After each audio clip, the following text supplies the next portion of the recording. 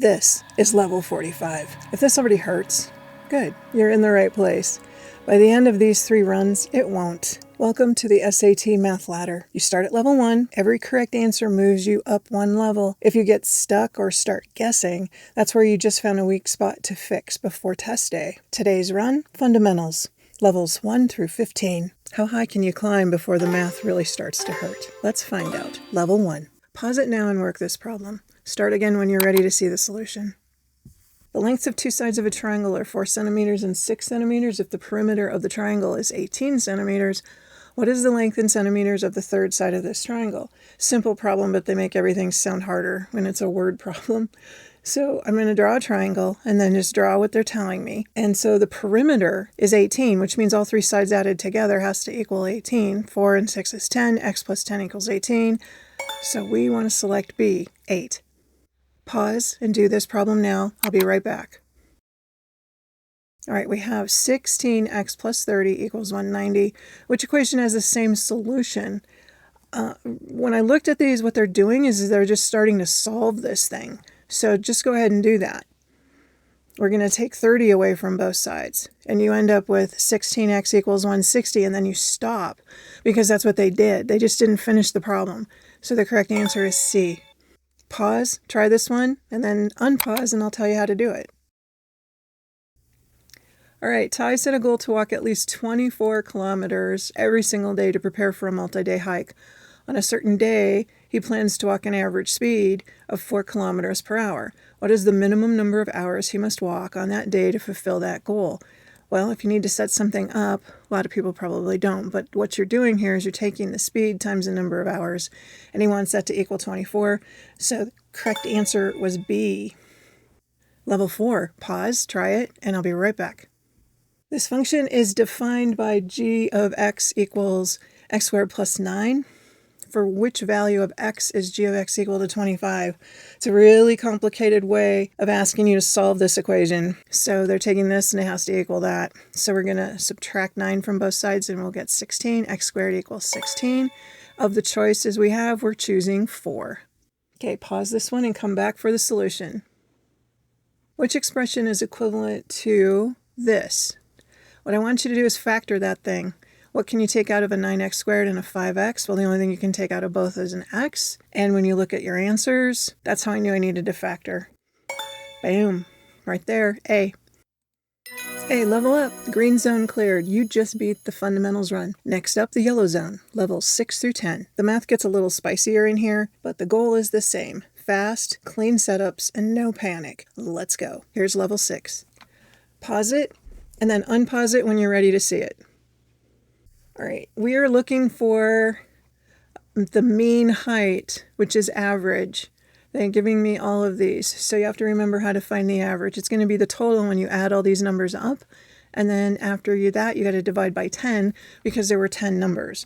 So it's going to be 90 over 10, and you get your average of 9. Pause, try this one, and then unpause me, and I'll be right back.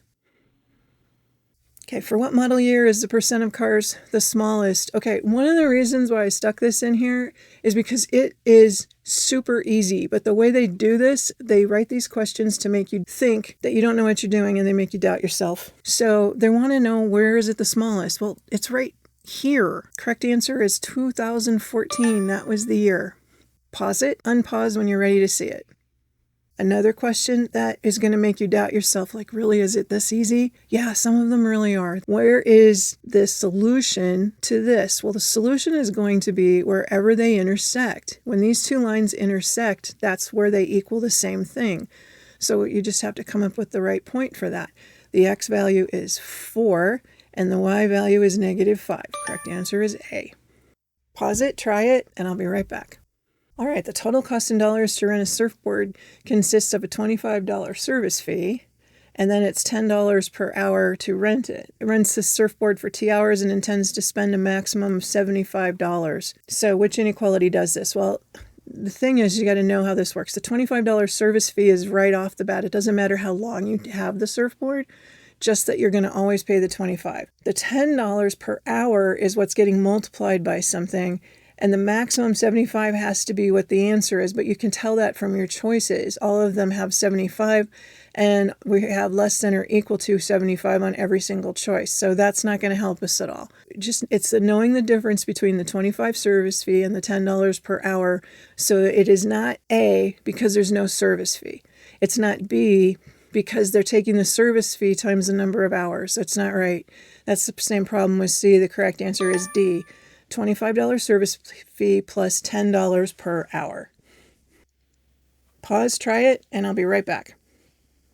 All right, parallel lines and a transversal. You create angles like alternate interior, alternate exterior. This X right here would be congruent to this. These are corresponding angles, if that rings a bell. This angle is sitting right next to, I'm going to call this X. It's sitting right next to the 33 degrees. These two will add up to 180.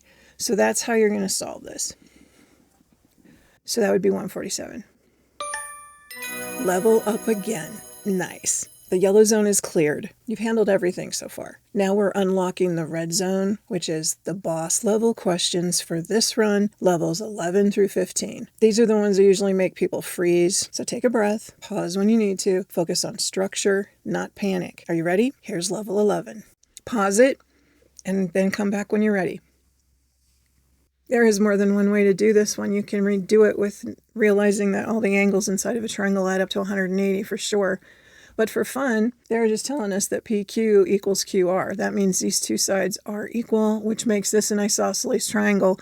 And in isosceles triangles, base angles are equal. So X equals 24. Pause it, and then I'll be right back. All right, we have a linear function f of x, and there is b is a constant, and f of 7 is 28.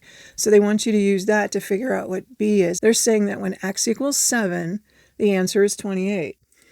So set that up. When x equals 7, the answer is 28. So when you write that out, the only thing you don't know is the b, which is what we're looking for. 28 equals 28 plus b. Well, that's only going to work if b is 0. Pause and try. All right, for this function f, the graph of y equals f of x in the xy plane has a slope of 7. So this is a really complicated way to say you have a line on a graph, okay? Linear function line. The slope is 7 and it passes through the point 0.5. What is the equation for that? So since it's multiple choice and you're not writing it from scratch, remember y equals mx plus b and what all the parts mean. If the slope is 7, we know this, that it's going to be 7x plus b. Right here, I would look at all of the choices and see if I could choose one. And sure enough, I can. So I'm choosing C because the slope is 7. But the 5 is a good double check because this is the y-intercept and this is the point for a y-intercept. Okay, pause it and come right back when you're ready. 8x squared minus 40 equals 32. What's the positive solution? This is just a straight up solve, but because there's an x squared in there, that makes it a little bit more difficult for a fundamental. I added 40 to both sides. Then I divided both sides by 8, so I'm now at x squared equals 9. So x has to equal positive 3 because I said they only wanted the positive solution. You didn't have the negative 3 as an option anyway. All right, pause this one and try it, and then when you're ready to see it, come back. Line K is defined by y equals 7x plus 1/8. This is just a y equals mx plus b. Don't let the fraction throw you off. J is perpendicular to this line. This is K, and it says there's another line that's perpendicular. What is the slope? Okay, so think about y equals mx plus b again. If you're going to be perpendicular, then we have to remember what perpendicular slopes are like. If you start with a slope to find the one that's perpendicular to it, you have to go completely opposite. You have to flip it over, like use a reciprocal of it, and you have to make it opposite in sign. So if your first slope is positive, this will be negative. If your first slope is negative, this will be positive. It's like completely the evil twin situation, okay? So when you look at this, that 1/8, which is causing a little bit of anxiety, you don't need it. Just look at the 7.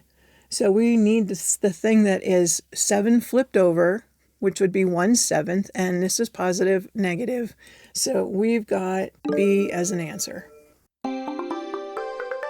Run complete. Where did you trip up? Comment your highest level and then tell me what kind of question got you. Was it like algebra, a word problem, geometry? Where did it really start to hurt for you? If you didn't make it all the way, that's good news actually, because you just found the exact topics that you need to fix before test day. If this helped, subscribe so you'll see new levels when they're uploaded. I've got several in the pipeline right now. Drink the coffee, do the math, and I'll see you in the next level.